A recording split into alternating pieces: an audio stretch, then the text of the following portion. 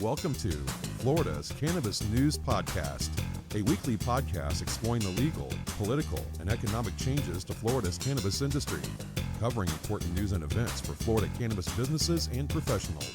Sit back and relax. Florida's Cannabis News Podcast begins now. Good morning and happy Friday. Today is May 3rd, 2019, and you're tuned into Florida's Cannabis News Podcast.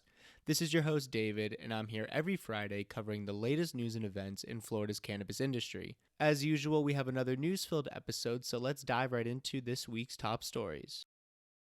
Today's top story comes out of Tallahassee late last night, where the Florida Senate officially refused to concur with the Florida House's unconstitutional limit of a 10% THC ban for all cannabis flower. The Florida Senate has sent Senate Bill 188 back to the House to remove Ray Rodrigues' proposal 10% THC cap. This language would make Florida the first state to regulate THC in smokable cannabis, that is, the whole flower. Governor DeSantis has established solid momentum to push some pro-cannabis laws this year by lifting the smoking ban and issuing more licenses. But this cap puts the Florida cannabis industry a step in the wrong direction. Some states do have THC limits in place, but none have caps on whole flower. For example, Texas just rolled out a program allowing concentrates with no greater than 10% THC. The state also doesn't allow whole flower. So basically, only the states where we'll find limits on THC are states that either don't have a medical program at all or CBD-only states. So here's something I personally didn't understand, because Representative Rodrigues' proposal doesn't address THC concentrates for vaporizers, because those concentrates in those cartridges have THC levels up to 75%. So Ray Rodrigues' original bill to cap the THC limit at 10% wasn't moving at all. There was no companion bill filed in the Senate, but he was able to put the language in this new bill that already passed the Senate. The Senate loved it because it's a very non-controversial Department of Health bill. Yes, his amendment is related to health, but it has no business being in there. We know Representative Rodrigues is relying on a study which was kind of picked apart over the month of April, and where he talked about how psychosis could possibly, but not definitely, come from high intakes of THC. So one of the main issues with capping the THC limit at 10% is that people will have to smoke 2 to 3 times as much and spend 2 to 3 times as much money to get the amount of THC they need for their specific illness. This bill would kick us back to the low THC days with whole flower, CBD dominant strains. So if you need 23% THC, you're going to need to buy more product. And if you can't afford this more product, guess where you're going to go? The black market. And as you know, none of the cannabis in the black market is regulated. I thought the problem was going to be with a particular senator who was going to be presenting this in the Senate, Gail Harrell. She's not that educated on cannabis. She fully believes the psychosis situation is real, and she thinks medical cannabis isn't real. But everybody wants what the original bill is for, this licensing bill. So this Wednesday, May 1st, the THC smoking cap was amended and passed on to the third reading. On Thursday afternoon, Senate Bill 188 went for a final vote in the Senate.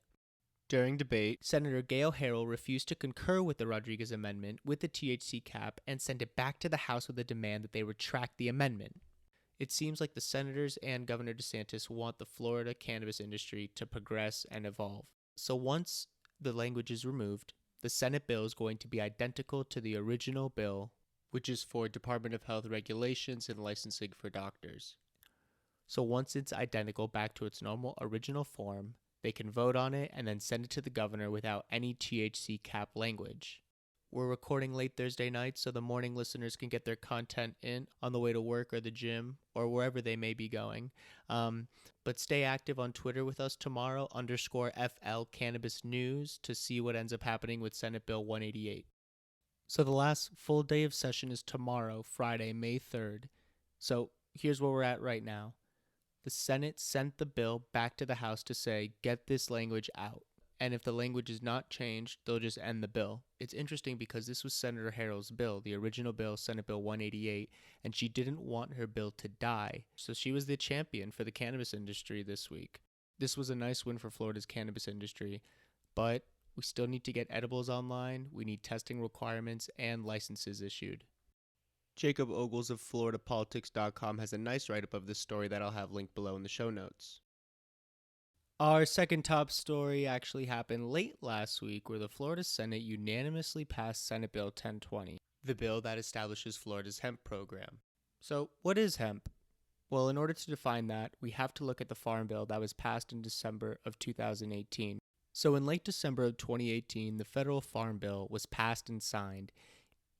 It legalized the cultivation and sale of hemp at the federal level. It also removed hemp from the Controlled Substances Act and allowed all states to implement a hemp program if they wanted to. Hemp is any part of the cannabis plant with a THC concentration of less than 0.3% by dry weight. The Farm Bill of 2018 was a catalyst in getting CBD into gas stations and restaurants that you might see in your city. So, why should we care about hemp?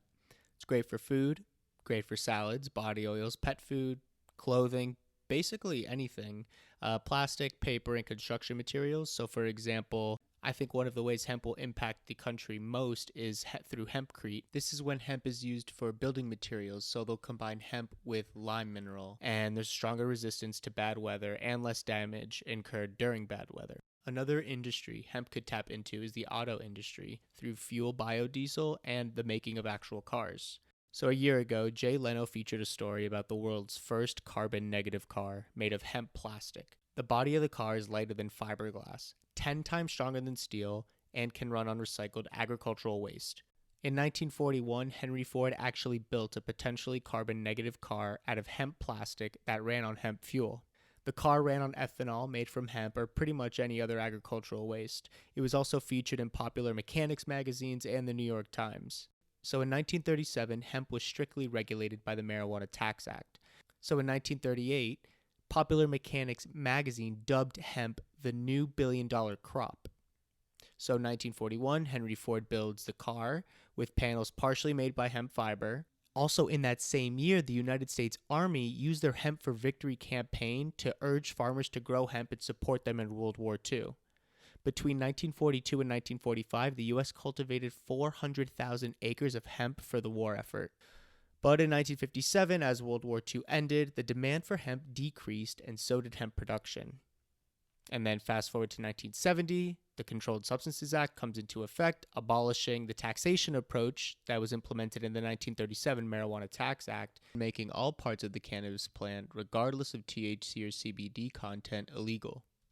So we started following Senate Bill 1020 in March, where we were watching the bill move through the Senate Agricultural Committee. Through Senate Bill 1020, the Florida lawmakers are exercising the permission from the federal government to implement a hemp program. Senate Bill 1020 cleared all three committees without a no vote and accomplished the same on the Senate floor with a 36-0 vote. Specifically, the bill provides for the distribution and retail sale of hemp and hemp products. It's going to authorize the Department of Agriculture to implement the hemp program to oversee the cultivation, handling, processing, and sale of hemp. Our Commissioner of Agriculture is Nikki, who ran on a platform of what she called her 3 W's: weapons, water, and weed. Commissioner Feud is all in for a hemp program in Florida because she thinks it will bring an industrial revolution and help struggling farmers in our state. And she wants entrepreneurs to think bigger than just CBD, because a lot of people talk about hemp. The first thing they think about is the CBD side of things. She wants to emphasize that the industrial hemp side is actually where the real play is. So what will happen is the Department of Agriculture will adopt rules to administer the hemp program, but they'll also consultate with the Department of Health and the Department of Business and Professional Regulation. Commissioner Feud said she had her team already started to do some drafting and will be having public hearings and testimony to make sure that the whole process is transparent and as open as possible. The 2018 Farm Bill allowed each state Department of Agriculture to create rules for their state's industrial hemp program. So the definition of hemp is any part of the cannabis sativa L plant with less than 0.3% THC, which removes hemp-derived CBD products from this Controlled Substances Act, thus making it federally legal. But the FDA still has control over CBD products for human and animal consumption. Historically, the FDA has made it very clear and made statements that CBD consumption for human beings and animals is still illegal, and that unless your state has created a CBD program, you're still operating outside of the law. But the FDA is warming up to the idea. The FDA is hosting a public hearing on CBD on May 31st in Washington, D.C. So who knows, maybe the FDA will regulate CBD for human consumption, just as Florida is about to implement our hemp program. Representative Raf Masulo carried the House version of the bill with an amendment clarifying what hemp extract is and another clarifying the background check procedure for participants in the program. Both bills moved to Governor Ron DeSantis for approval from here. A.G. Gankarski of FloridaPolitics.com has a nice write-up of this story, and visit the show notes below to see Daniel Rivera's article and interview with Nikki Feud on WLRN. Our last top story comes out of Eustis, where tensions grow between Florida Cannabis Farm and neighbors.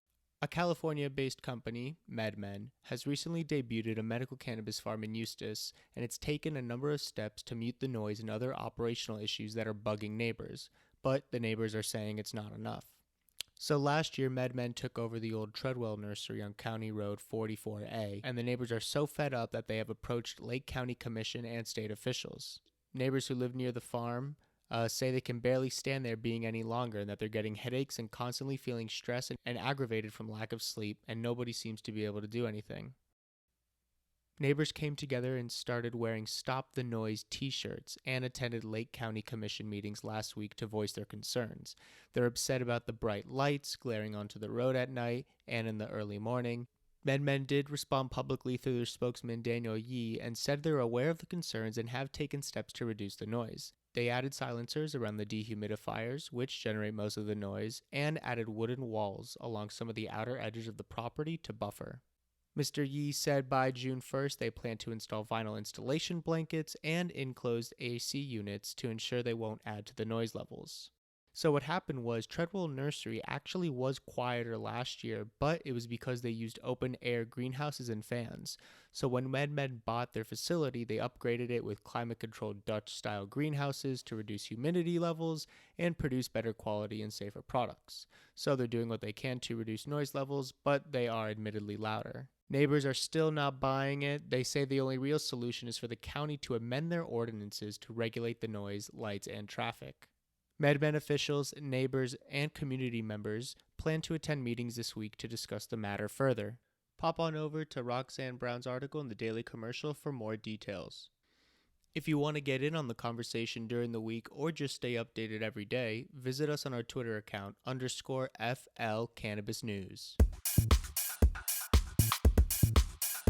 This week's patient count from Florida's Office of Medical Marijuana Use brings us to 213,871 qualified patients. We're adding roughly 10 to 12,000 patients per month, so we could hit 300,000 by Thanksgiving. This number could speed up if edibles come online and as more dispensaries open. So the office releases their weekly updates on Friday afternoons, so you'll have a direct link in the show note to go on and click over and see the latest weekly patient count. Those are our top stories of the week. Let's move into upcoming events.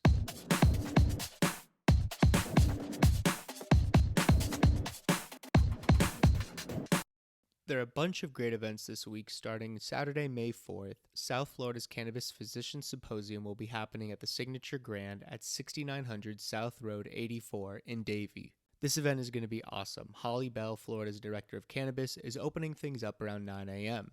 Doctors and attorneys will be following up with talks and seminars about running a medical cannabis practice, cannabis taxation, and marketing in the cannabis space. The event title is misleading, though. There will be talks on things besides content relating to physicians. Everyone in the industry is going to be able to find value from this event. Tickets will be $100 through the link in the show notes, but they'll be $120 at the door. On May 7th, Curaleaf is hosting a hiring event at the DoubleTree in Orlando, which is 60 South Ivanhoe Boulevard. The event is going to run all day from 9 a.m. to 5 p.m. There will be opportunities to learn more about careers in cultivation, processing, packaging, and dispensary operations. Curaleaf is encouraging candidates to bring several copies of their resume, a photo ID, and to please dress business professional. Tickets are free. Sign up on the Eventbrite link to go. Again, the address is 60 South Ivanhoe Boulevard, Orlando, Florida, 32884, May 7th at 9 a.m. On May 9th, Cannabis Lab is hosting an event called From License to Launch, a seminar with cannabis CEOs. The event will be hosted at Neiman Marcus Galleria Mall at 2442 Sunrise Boulevard, Fort Lauderdale. This event is going to be fantastic. There's going to be a special panel including the CEO of Soul Global, Brady Cobb. This event is going to focus on the journey of what happens after getting a cannabis license in Florida and what it really takes to get all the way to the first product sold. Tickets for Cannabis Lab events will be the usual $50, so get your tickets below in the show notes. That's it for Florida's top cannabis news and events.